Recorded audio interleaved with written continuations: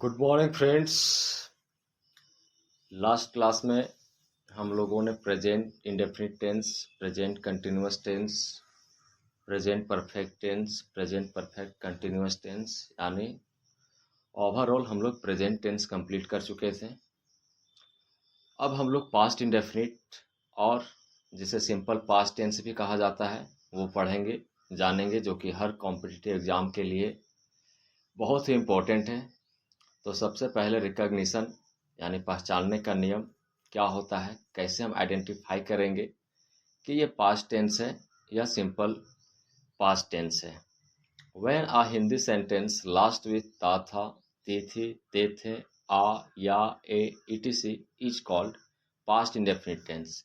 जब भी किसी हिंदी वाक्य के अंत में आपको ता था, ती थी, ते थे, आ या ए इस तरह का कोई भी वर्ड दिख जाए तो समझ जाइए कि वो पास्ट इंडेफिनिट टेंस का वाक्य है। अब पास्ट इंडेफिनिट टेंस क्या होता है? It shows N indefinite action of past time.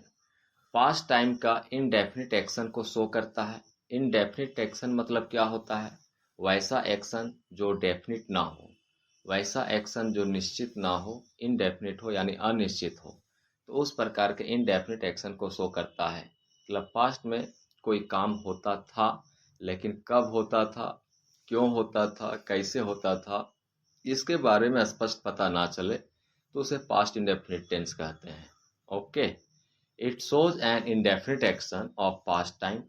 It shows past habitual action, और पास्ट के हैबिट को भी बताता है कि कोई काम पास्ट में होता था। ठीक है, ऐसे कोई पास्ट में डेली कोई काम किया करता था, पास्ट में कोई उसका हैबिट रहा था, उस चीज को भी बताता है। It shows past habitual action. अब हम लोग वन बाय वन इसके सारे टाइप को जानेंगे।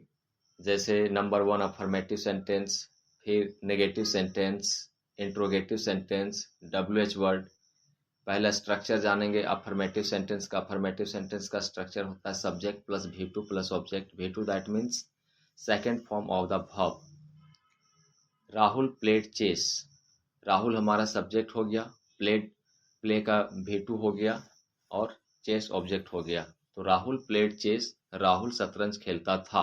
तो ये हमारा अफर्मेटिव सेंटेंस का एग्जाम्पल हो गया, राहुल प्लेड चेस। नेक्स्ट है negative sentence.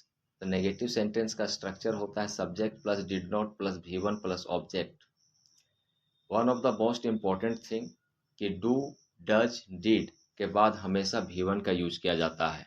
Do, does, did के बाद हमेशा V1 यानी वर्ब का फर्स्ट फॉर्म का यूज किया जाता है। ठीक है, तो किसी किसी को कन्फ्यूजन हो रहा होगा कि ऊपर में सब्जेक्ट के बाद V2 का यूज किए हैं और यहाँ पे डिड नॉट के बाद V1 का यूज कर रहे हैं, जबकि ये पास्ट इंडेफिनिट टेंस का है। तो बहुत लोगों का दिमाग में ये फिट रहता है कि पास्ट इंडेफिनिट टेंस में V2 का ही सिर्फ यूज होता है, तो वैसा नहीं है। जब भी डू, डज या डिड आ जाए तो उसके बाद हमेशा V1 का ही यूज किया जाता है, क्योंकि डिड खुद अपने आप में V2 है। ठीक है, जैसे डू का फिफ्थ फॉर्म होता है do, did, done, doing, does.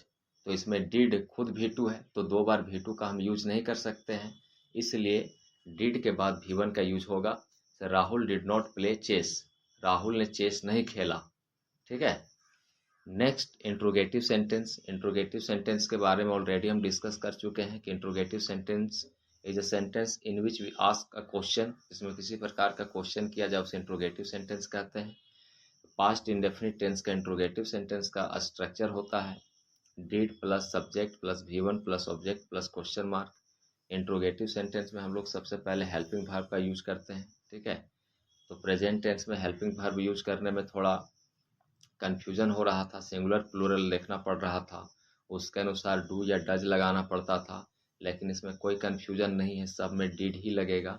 Did plus subject plus V1 plus object plus question mark. Did Rahul play chess, Rahul राहुल ने चेस या शतरंज खेला। उसके बाद हम लोग लास्ट WH वर्ड देखेंगे।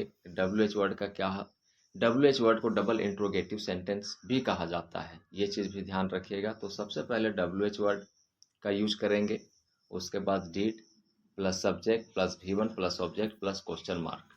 तो why did you go there, तुम वहाँ क्यों गए, तुम वहाँ क्यों गए। तो इस प्रकार आज हम लोगों ने पास्ट इंडेफिनिट टेंस का बेसिक हम लोगों ने जाना। इसके बाद हम एडवांस लेकर के चलेंगे नेक्स्ट क्लास में। यदि आप फर्स्ट टाइम हैं तो चैनल को लाइक और सब्सक्राइब कर लीजिए। और ये लेक्चर हर कॉम्पिटिटिव एग्ज़ाम के लिए बेनिफिशियल है, चाहे वो सीटेट हो, चाहे वो BPSC TRE 4 हो, चाहे CGL हो, चाहे किसी भी प्रकार का कोई भी एग्ज़ाम हो। Okay, thank you.